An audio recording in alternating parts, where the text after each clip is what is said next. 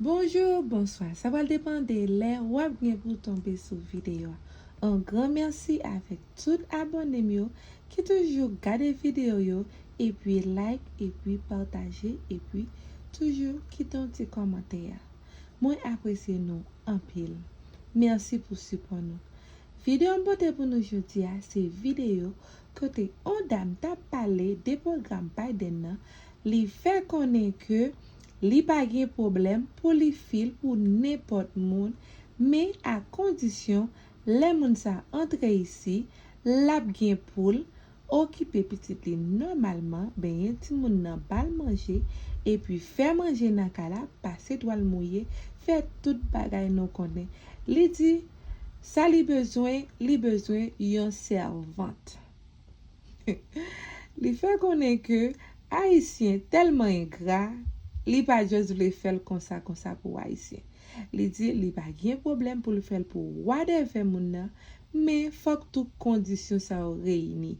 Li fait connaître si conditions pas réuni, li pa ka fil pour moun nan parce que li dit li gen place toujours pour li fil pour moun, mais fuck moun nan sûr que la vin faire tout ça li besoin. Li dit haïtien son bête qui ingrat en pile, c'est comme ça li te dit et ça fait li pas juste vle faire comme ça.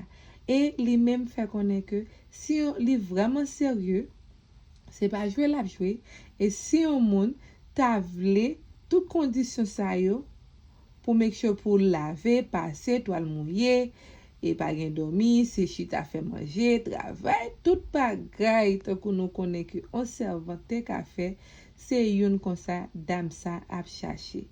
Li dit que li gen place toujours whatever monde qui ta dans position qui comprendre que tout ça li mande a yo ka fait pour li pas excité contacter parce que li gen travail pour yo. Li dit c'est celle si ou intéressé seulement, si ou pas intéressé, pas vin gaspiller temps parce que li vraiment sérieux. Et li dit comme ça, la bay moun nan aide, mais faut que moun nan aide normalement. Li dit parfois lorsqu'on fait ça pour moun nan gratis, là moun nan arrive ici à bon petit temps moun nan besoin batou, mais li fait connaît si c'est comme ça moun fait li pas tellement gen regret parce que la getan paye, la getan prend tout comme Biden ça veut dire nan ti temps moun n'a gen pour le faire ici ya la getan make sure li réjouit encore parce que faut que moun nan travail tant kou bourri. Mes amis, est-ce que dame ça sérieux? Dans qui pays, dans qui temps na vie pour nous penser que ou pral joindre moun pour nous faire esclave juste parce que ou bay moun opportunité pour li entrer ici, ya me comprendre, c'est pas toute famille qui file pour famille, c'est pas tout bay ça. Mais en même temps ou pas cave.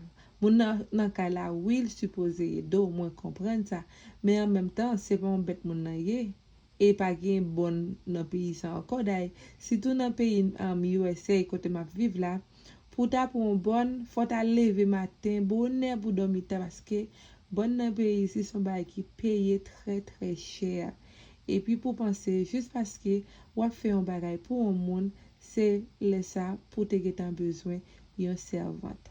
En tout cas je souhaite que dame ça joine monde la chercher parce que bah la pas facile pour Mam di tout moun merci pour tant nous te regarder vidéo et pas oublier partager like et puis quitter un petit commentaire.